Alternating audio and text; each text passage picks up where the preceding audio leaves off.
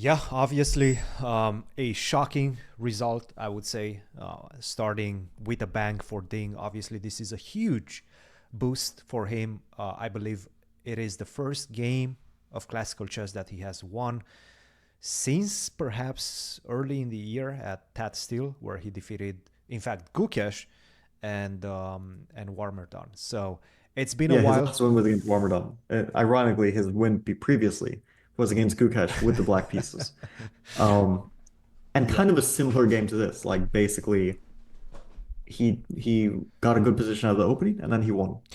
This sets up the table and sets this match on a very different trajectory than what a lot of people have anticipated going into the first game. How do you see this one for Gukesh at this point? What do you think the discussions look like within his camp after this start? I mean, obviously not ideal. I mean, nobody wants to lose with white. I really doubt that they're in any sort of panic mode because it's the first game. I mean, this is a very long match. It would be shocking if nothing happens. Like if Gukesh doesn't get quite a few significant chances throughout the match. And I would also be shocked if Ding does not get quite a few significant chances throughout the match. Now, it's probably quite annoying for Gukesh that he's playing someone who's at least from the first game playing pretty well, rather than if you looked at Ding throughout the year from February until his last tournament, which was the Olympiad, which ended what in was I think that minus. end of September, yeah? Right, right. Like that period of 7 months where yeah, you could legitimately say probably Gukesh is playing a few hundred points below his usual level. Like Norway chess, the thing is people see tournaments like Norway chess, they see the Wiesenhaus Fischer random tournament that he played. They see some various other things like Grenke, and then they get this idea that Gukesh is finished. I mean, when I saw him playing in Norway chess, like this is where most of the talk was that like that thing is finished, right? And it's hard to ignore that talk because he was blundering like mate in two, right, against Magnus. He was losing all his games. He was losing with the white pieces from the opening against Hikaru. And then all that talk starts. But I think we did say this on more than one occasion, perhaps that the World Championship match is just different. It's just a different story. Um, and we shouldn't ignore how format can change, how mood can change things. And Ding having a clear goal here in a format that he's familiar with against a player who he historically has pretty good results against, although limited results. I mean, very few games, but still good results against. Like he knows what it feels like to beat Gukesh, and he has a clear goal in mind. He even perhaps has good memories because he's, back working with Richie, repeat of 1 year ago, 1 year and 6 months ago, let's say. Uh, Winning the World Championship match for the first time against Jan. So things have changed. It's not the same Ding who was playing Norway chess and was getting beaten up and was a target and everyone wanted to beat him. And then you start to feel yourself like you're a target, you know? You start to feel like you're the punching bag. While in a World Championship match, as long as he doesn't start, losing out right out of the gate, then he doesn't have those feelings anymore. And Right. I think Magnus also said it. Like for Ding, it's important. You get off to a reasonable start. I mean, if you get off to a bad start, yeah, maybe your emotions just totally flip. For Ding, it was very important. He gets off to a good start. For Gukesh, of course, it's not good. Um, but I guess he has the mentality that this shouldn't affect him, uh, his play going forward, right? He Right. should still look to the future with some kind of reasonable confidence. Hopefully that he plays at a hopefully for him, obviously, not for Ding. Hopefully for Gukesh that he plays at a higher level because the first game looked nervy and overall White's play was rather poor. I think like two moves are just rather like I would say not at a player of his level, not even close. Rook A to C1 and Queen to C2.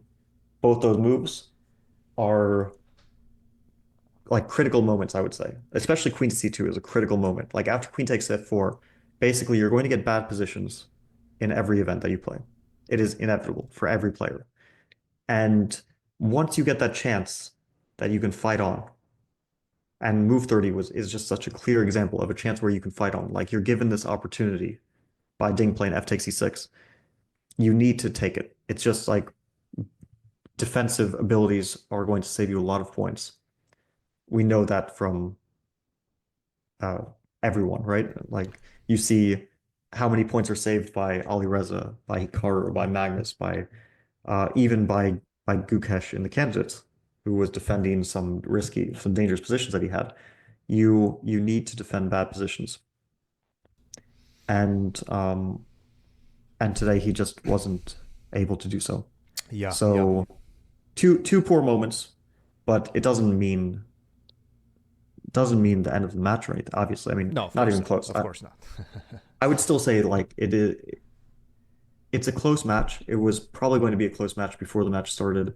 It is even more clear now that it's going to be a close match.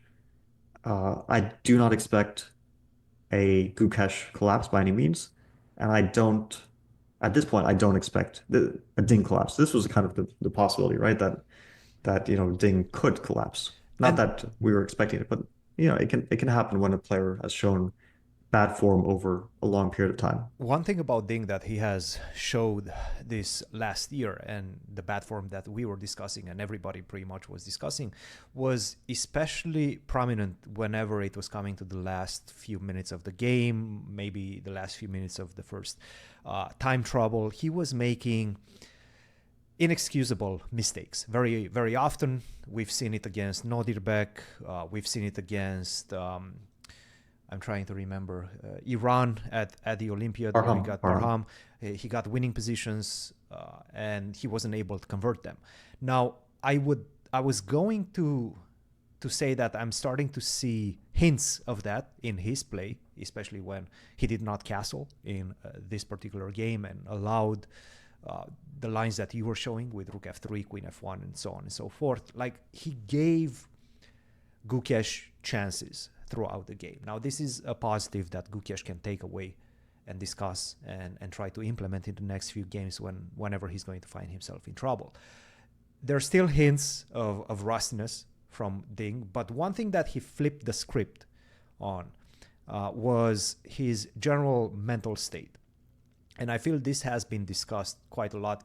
It never, for the past 1 year, looked like Ding was having fun playing chess. And finally, going into this one, even before the first game, you could see Ding, he was kind of in a jovial mood. Like he was smiling, giving interviews, looked quite relaxed, looked healthy, which is also, I think, extremely important. So it felt like he flipped the script on his head, and now the pressure is on Gukesh. Even coming into this first round, it felt like the pressure was not necessarily on Ding, but on Gukesh to prove that, you know, to prove the expectations that he will dominate this match. Let's just be frank, a lot of people were seeing it as a potential massacre. Now, this Yeah. is obviously not going to happen as you just mentioned, including myself, Well, by the okay, way. but we shouldn't say it can't happen. I mean, obviously, it could still be a massacre. Like Gukesh could win a bunch of games in a row, right? Although it doesn't seem likely. Right. But yeah, that's very unlikely. I mean, obviously, Ding, even though there were moments to be critical, like of course I did criticize some of his moves, Rook C4, as you mentioned, F takes C6. Overall, it was a good game, and the moves that we could be critical about, like Rook to C4, I think here's the thing: Ding is a player who plays quickly. Now, generally speaking, he plays quickly. I've noticed this. He doesn't want to get into time trouble. I think this is probably a conscious decision. Even in Norway chess, at some point, he just stopped. He was just like playing very quickly. Once he gets to that like 30 to 20-minute point, he tries not to get into, like, he doesn't take a 15-minute think. Rook to C4 was played instantly, pretty much. Now, It's a very this tempting is a decision bit, because you are winning a pawn by force, pretty much. Yeah, yeah, yeah. This is where like he was in flow. I'm not going to be critical because now there are possibilities where playing quickly and you play a superficial move and it costs you half a point, right? This can happen. On the other hand, there are also times when you think too much over what's basically a simple decision, and and it also costs you half a point because you get into time trouble. Now, if someone plays a pretty decent move very quickly, I'm not going to be critical because it's some sort of decision which it might not work, it might work, but it's not a bad decision, in its essence, right? You're playing a decent move quickly. It can also work very well sometimes. Now, f takes e6, which he thought about for a few minutes, which ended up being a mistake. It's also a pretty tough decision. I mean, I don't think it's easy by any means. It's a mistake.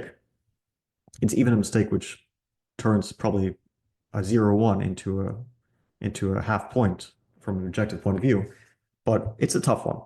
So Ding did nothing like very egregious or wrong in this game. It was a good game. It was a 2800 level game. Gukesh did make decisions that I think were egregiously bad. Both rook a to c1 and queen to c2, in my opinion, are mistakes that if I'm going to put a level to them, I would put them at the 2600 level. Now, obviously, the whole game, I'm not going to say that he played like a 2600, but these are mistakes that you would expect a player who is not 2800 to make. So that's I'm just trying to categorize like different types of mistakes Yeah, in yeah, chess because there are differences between moves which, to my understanding, are different than what the computer's numbers always show. yeah. Cool. All Now, right. Uh, Go ahead. yeah, Did you have something no, else I think to add? it's like here's the thing. Like when I think about how I would approach a match from both sides, I'm thinking like if I'm Gukesh, I see that I'm a very hot player. I've been having some tremendous results at Olympiad. I won the candidates, this and that. I tied for first in Tata Steel. And I'm playing against this guy who mostly his results have been negative. But how does that help me? Like when I actually sit down across the board from this guy, and I know that he can play well, and he can also sometimes play better than me. Like, how does that possibly help me? So I don't know if I'm in Gukesh's place, I'm not feeling like super confident. And even if I am feeling super confident, that doesn't, I don't know if that's going to be a good sign for me. I might think, should I be confident? Like, should I be happy that I'm playing Ding and not, for example, Hikaru or Arjun, Alireza, so on and so forth? Like, Yeah, why should I be especially happy that it's Ding sitting across from me than someone else? If I were in Gukesh's place, I wouldn't suddenly think, oh, it's not like let's say I'm sitting across from, give me a 2680 player, and I'm basically feeling like my chances of winning the match are upwards of 95%. And although maybe Ding's performance in the last year has been less than 2680, I'm feeling much worse against Ding than against a 2680 player. of And course, I'm because probably also feeling worse. You know that Ding can perform at the 2800 level. Yeah, I know that Ding, even though it might be hard to understand for people, like, yes, if you look at his results the last year, he is performing much worse um, for example, Vidit. He is performing worse than Ray Robson, who I'm not trying to like criticize players. All these guys, Vidit, Ray, they're all great players. But if you told me who do you have a better chance against, Ding, Vidit, or Ray, or Anish, I'm probably thinking that the most difficult opponent among those groups of players is Ding. They're all going to be difficult, but the most difficult will probably be Ding. And yes, it is possible that Ding has a bad event and he plays badly and he loses badly. But yeah, looking at the first game, it doesn't seem to be the case. And what I'm expecting is that we're most likely seeing maybe not like, Ding at his best, but certainly Ding at his very good, which is a 27 high 2700s to 2800 player. Although I'm not going to read too much into the first game, but I'm also happy that Ding is at least from the first glance playing well, and it's going to be an exciting match. Cool. Well, Fabi, as usual, extremely informative analysis. If I dare to say, one of the most informative analyses of this game. So thanks for sharing that with us and with the viewers. So that's it. Tomorrow, most likely, Ding is going to have the white pieces. What do you expect from him tomorrow? What do you expect from Gukesh as well? Just the first couple of moves. I'm not asking about any sort of strategies. I just want to get your expectation in terms of opening choice. Yeah, so okay, from Ding, I think he might be varying the like normally Ding is a D4 player. He's always been a D4 player and he's dabbled a lot in C4, but closed openings. Now, I would think that he's probably also prepared E4 to some extent. And it's probably smart to do so. And he did play E4 against Gukesh in the Siegfried Cup. It was an Italian. And he probably should be varying his openings because you're not going to create many chances if you just keep playing D4, D4, D4. It's really hard these days to create chances in the opening, and you kind of have to move around and vary and try to feel your opponent's weaknesses out of it. So I don't know. I think probably for the first game we won't see E4, but I would expect in general Ding to be a bit versatile in his opening choices. And for Gukesh, I think that he should be aiming for a fight with Black. Like these are the days where, with enough preparation, you can get a fight if you want, and it can also be a safe fight, like a controlled. Like you don't have to play you know, the the The Leningrad Dragon. Dutch, for example. It's not that's not what I mean. The Dutch, But yes. you can prepare something a bit rare where you get chances um and I would think that Gukesh, who has been preparing very seriously for the last few months, probably has some ideas up his sleeve.